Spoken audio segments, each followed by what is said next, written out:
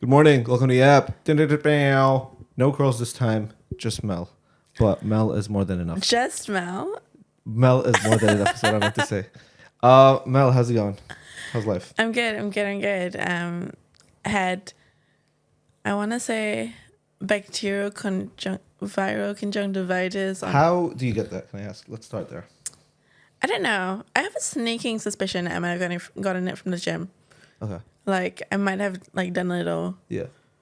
And, like, a little. And then it might have done a thing. Fair. But it's funny. Like, I'm so glad that I went because there was one point I just couldn't see. I came to work and told everyone that I couldn't see. And it was just like, In one eye, right? It was just like... Oh, wait, both eyes? because I couldn't put my contacts in. It was both eyes. Oh, damn. Yeah. You couldn't rock one? No, because it will make it, like, Yeah, imbalanced. fair. But, yeah. Fair. What else did you do over the weekend, Mel? Oh, yes. I launched, well, not really launched yet. Today it launches, but By the time they see this. by the time they see this, I've launched my podcast. Woo! Crazy. It launches on Monday today. At 11 a.m. On the 11th day of the 11th month of the year. Yeah. Big superstitious? A little bit. To be honest, I was going to post it at 8 a.m. this morning. Yeah. But they were just like, why not full send? Like, if you're going to do 11 episodes, well, I don't know if I'm going to do 11 episodes yet. But if you're going to do 11:11, might as well do 11:11 a.m. And I was like, okay. Double down. Yeah, double down a bit. Fair. So where should the people find your podcast? At For the Power Posse on TikTok and Instagram. But if you just look up the Power Play Pod on Spotify, it should come up. Yeah. Or if not, today's episode is going to be a juicy one. The episode title is "If you don't do this, you don't respect yourself." Damn. So, yeah. Can we get a Hit it teaser up. on who it's with? It is with if you guys are on TikTok and if you guys are on TikTok, you might have seen this chick. Her name is Rihanna Browning. She's based in Australia, and she's like a body mastery coach. Yeah. So a lot of her stuff is like very blunt and honest, but she has some like pretty reasonable insight in that episode. So not gonna lie, the first episode is targeted mostly to women, but it's a good one. It's a good one. Yeah, you're gonna feel a bit called out. Yeah, that's fair. I mean, yeah, because like even some dudes watch Call Her Daddy, so I don't think that there's like a... Yeah. If anything, I feel like the way that she is a little bit like Call Her Daddy, like her vibe. Yeah. But yeah, it was a really good chat, and you're gonna feel called the fuck out. Like, I came away from that episode feeling like I needed to do a stock take on my life. Like it was really good. But a lot of it made sense, and I think people will have something to take away from it. Yeah. Can I ask one last question? What was the hardest thing about like setting this whole thing up? Setting the whole thing out. The little voices in my head. Yeah. Like just feeling like like what if this, what if that, what if this, what if that, and it's honestly like just keep moving. In the words of Dory from Finding Nemo. Yeah. Just keep moving. I've stumbled on this like philosophy recently, which is called optimistic nihilism. And nihilism is basically being like nothing matters. So, like, what's the point? Like, nothing matters. Yeah. But optimistic nihilism is like nothing matters, so you might as well do what you want. Yeah. Like nothing fucking matters. Yeah. So just do it. Yeah. And low key, it's kind of been the way I've been living about my life for the last like 24 hours. So before we get into it, I actually have a question because we did a round of like we're not really strangers at my launch party. Yeah. Which one are you more scared of? Failure or success, and why? Which one am I more afraid of? Yeah. Why would I be afraid of success? Okay, my answer was success because I get like once I hit it, I get really anxious about the next thing. Okay, yeah. Because I feel like, oh my god, what's next? Yeah. Ooh, that's rough, you know. I know, right? It's a fucking big question. Yeah. But it was so interesting seeing everyone around the room like respond to it. Yeah. Yeah. Yeah. No, I think I'm like scared of both. Like it's almost like 60-40, but I think I'm scared of failure more. Yeah, like super, super, super big fear of failure, super big fear of rejection, all that. Like, it's like, yeah, sure. Like, if I reach success, then that could be a whole different thing. But like, it's almost like I'll cross that bridge when I get there. Yeah. But failure is like, damn, I'm here right now. Like, not right now, but you know what I mean. Like, you know what I mean? Yeah. I hate that card game so much. You know, it makes me have to like dig deep. become a human and stuff. And like, ugh. Okay. But yeah. Cool. Yeah. Let's get into it. Yeah, let's do it. Let's do it. So, the show that's been fucking taking over the whole internet by storm. The show that's been doing the rounds on TikTok. I love it. The Secret Lives of Mormon Wives. I love it. Apparently, it's like the biggest thing of the year, the biggest thing of the summer. Their summer, not ours. But have you watched it? Yeah. Okay, tell me about it. What? Tell me everything. Okay. So they're just this really religious group of people. I want to say religious loosely because, like, granted, like, some obviously, like, religion and how religious people are is a spectrum, but like at its core, they don't drink. So all around Utah, instead of like bars, they have soda bars. Yeah. So they have like dirty sodas where they mix coconut cream and mix into like soda, and I was like, but apparently it's really good. And Mormons are a type of Christians or no? Yeah, they're a type of Christian, and yeah, they just have a lot of like small little rules around just how they live. Yeah. No tattoos, all of that. Yeah. But it's so interesting with this show because it's like, on one hand, they're so conservative and they're known to be so conservative. Yeah. But this group of ladies started dancing on TikTok, and then they got into this scandal, and it's a swinging scandal, and nonetheless. Like as in like partners are swapping. Yeah, like sex parties, like orgies, bro. like it's crazy. Yeah. And like Taylor Frank Paul.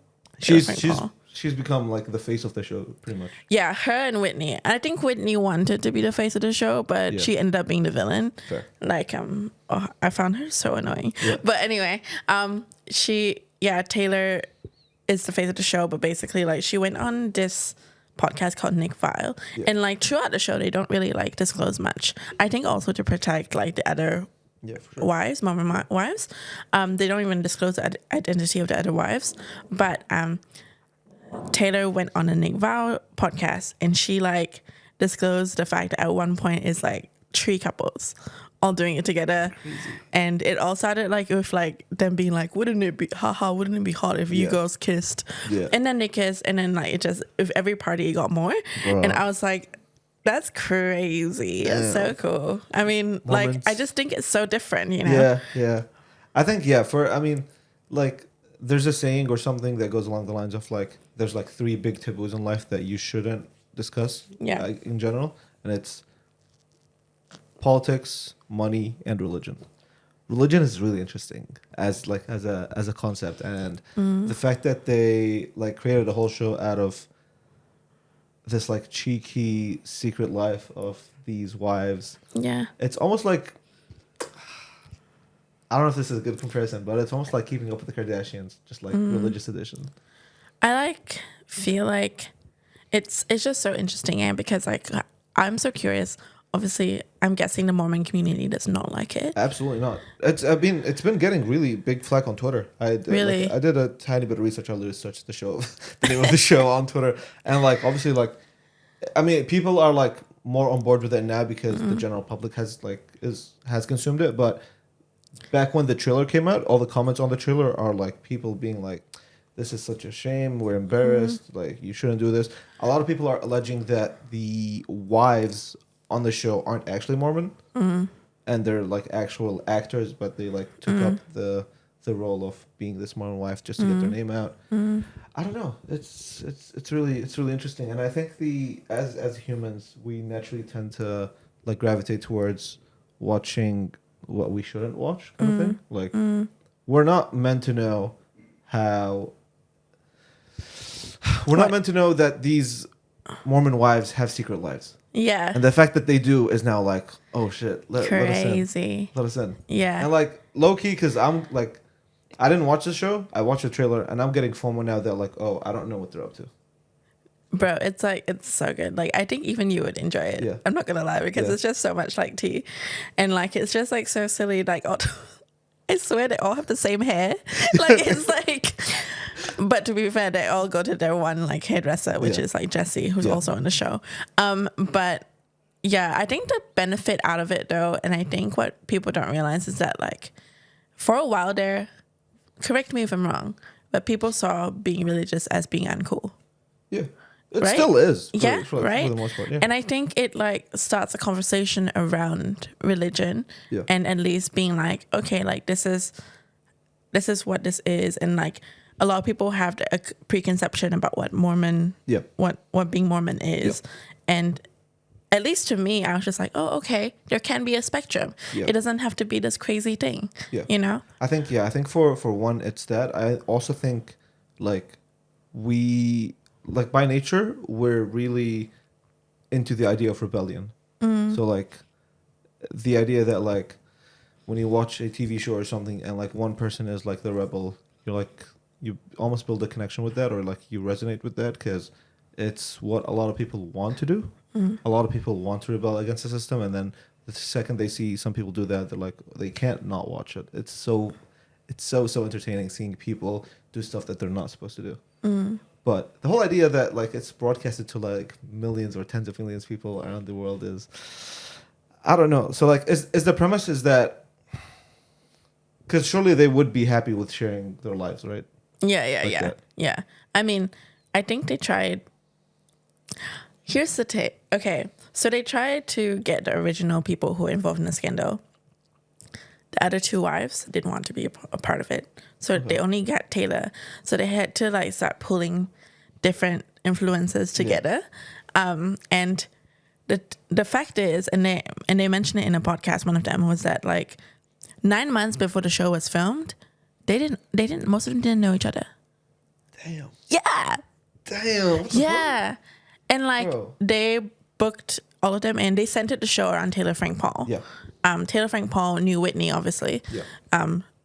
But like most of them are connections of Whitney or like just friends of friends that are within like the people that they are surrounding the show on. But yeah. And then for 9 months leading up to filming, they just hung out every day. Yeah. And that's why you see that they're so close now. Yeah. But like, yeah. Interesting, eh? Ooh, yeah. So manufactured. Yeah. Because none of them were involved. No. But they couldn't outrightly, well, they did outrightly say on camera. But like, because I think all of them just wanted more eyes on their platforms. Because they're all influencers, right? That's where it gets interesting. The whole idea of like, there's almost like, objectively, this is not the most moral thing to do. Like as an influencer, to get like your start by being this secret person in this religion that's like not following anything, and yeah, it just paints your whole community and religion in a bad light. But the interesting thing that everybody does whenever they go on a reality show is that their socials boost the fuck up with like everything.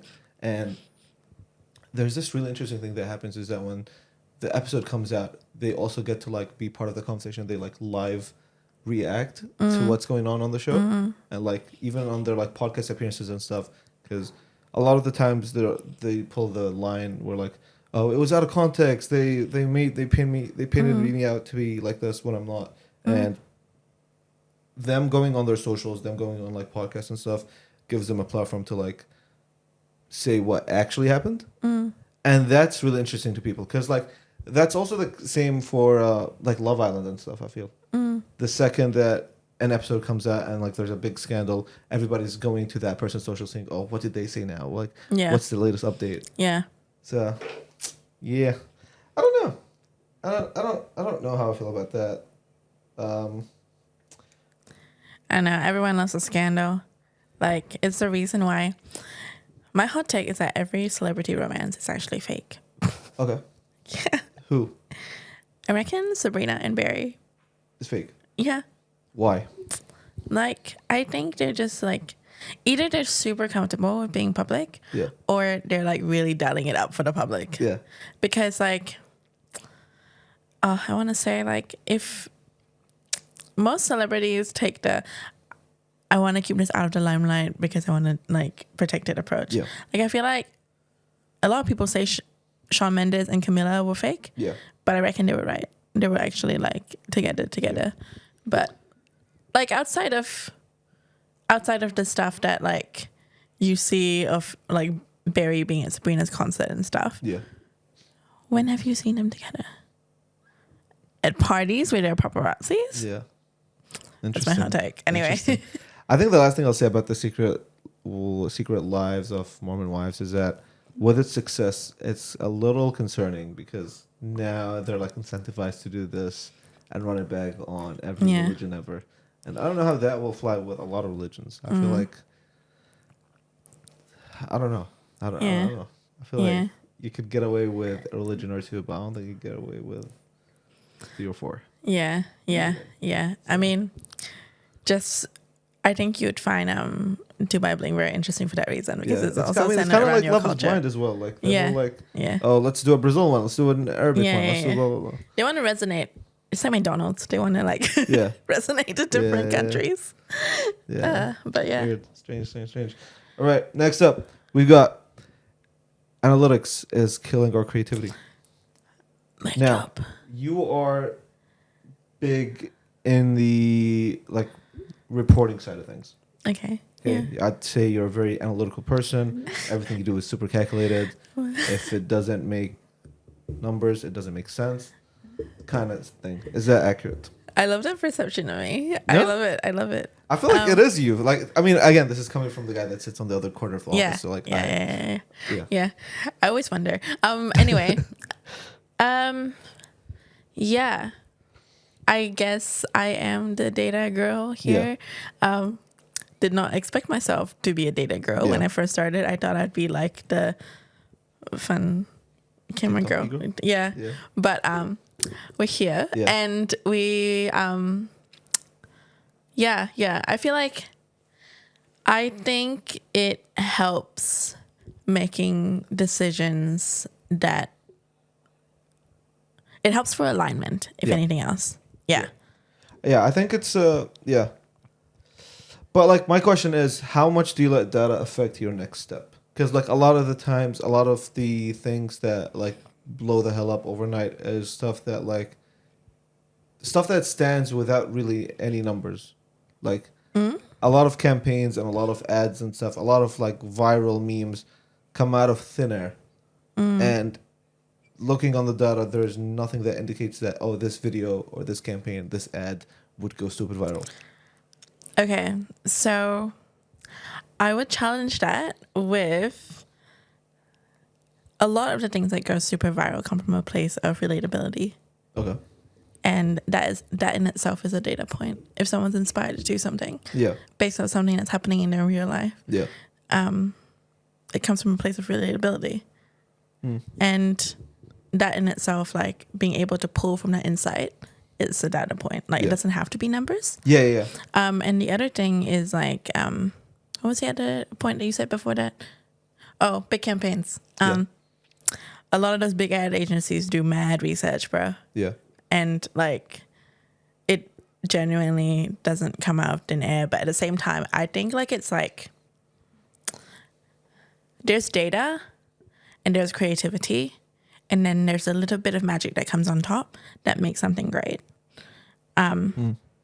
Yeah, like I think, not to directly quote I think he's the head of marketing for the Warriors in New Zealand. That's what he said at like one of the marketing conferences. Like you have data and you have creativity, and that in itself forms something strong. But then there's that 10% that you can't pull from anywhere. It just is. And with the Warriors, for example, it's just their community and how like obsessed their fans are with just the team. But I think like building off of what you said with the whole relatability aspect, I think that's one of, if not the main reason why people share stuff with each other. And I think shareability is like probably top 2, if not top 1 thing that people are always aiming for, because it's like the biggest indication of success. If I do something, if you do something that somebody is sending to their friend, that is success. Yeah. That's better than them liking the video. Yeah. Yeah. Be it good or bad, them sending it to a person, real life human, sending it to another real life human. That's why all the memes pop off, man. Yeah. That's why all the stupid videos pop off. Yeah. So do memes. That's the takeaway. Oh my god. No, I think that yeah. I think that like the examples that are mentioned in the article are like these like yearly wrap ups. So like Spotify Wrapped, for example. Hate it. Really? Oh wait, sorry. I'm like thinking about the wrong thing. I love the Spotify Wraps. I hate the DJ thing. Oh yeah, that is horror. Like every time it recommends me a song, I'm just like, yeah. I'm insulted. Yeah. It's like when Hinge recommends me a good match, and I'm like, I'm insulted. Like, Yeah. I don't know. Like the whole like Spotify Wrap thing is that basically like every year, I think they stopped. I think it's like they take your data from January to October. So there goes my music taste. It's finished. Usually I notice like at the last month they're like, oh, they're doing Spotify Wrapped. Let me play some Lana Del Rey real quick. Let me get the from Lana Del Rey. just to like That's like so left field for you. no, just because like when I'm trying to like share it with people, I'm like, guys, look at me. I'm cultured. I know music like that. I don't. For me, that version of you, like I sometimes throw in like French songs in there. I don't know why. I just randomly like French songs sometimes. Not rap French, just like regular French. Nah. But I also really like underground British rap. Dude, let me put you on. It's fire. What can I say? Do you know any names? No. Okay. I'm gonna put It's called drill, right? Yeah, UK drill. This is not really UK drill, but it's like UK underground. If you have time today at all, listen to Conglomerate. It's like a new album / mixtape, and it's by 3 UK artists. And oh my god, it's so good. Is it? It's so good. I put a friend on that does not listen to that genre of music ever, and they're like, "Oh, I like 3 of these songs." It had like 12 songs, but like 3 out of 12 is a success rate for me. Also, if you ever want to lock in, there's a song by Mormon called Dormant, and it's like, it's like so good. Is that your lock-in? Oh my gosh. I think just going back to the data thing real quick, I think my main contention with it is because it gets to a point where it becomes like data paralysis. It's like, oh, you can't do another step without knowing 100% for sure that, oh, does the data suggest that this will work or not? And obviously at a bigger scale there's like bigger budgets involved and stuff, so I get that. But how do you battle, how do you overcome data paralysis? Is there even a fix, or is it just like thug it out? Within my role, I just kind of do it in a sense of like, okay, this and this and this all lead to this insight, and then from there, like, I don't know, I think it's just like a process of just learning to trust your gut, and honestly being fine if it's wrong. Like, it can be wrong, and because like sometimes data is completely subjective, especially if it's not like numerical, if it's just insight based, but like even if it's wrong, you get to learn from it, so like it doesn't really, and then you get better at like looking at the data. And the whole paralysis thing, I think it's more of a mental block than anything else. So like you just really need to just move past it and like get over yourself, essentially. Trust your instinct and thug it out. Thug it out. With that being said, guys, thank you so with that being said, thank you so much for tuning to that podcast. Mel, any final words? Watch my podcast, guys. It drops today. After watching this though. Yeah. Watch the whole thing. Yeah. See you tomorrow.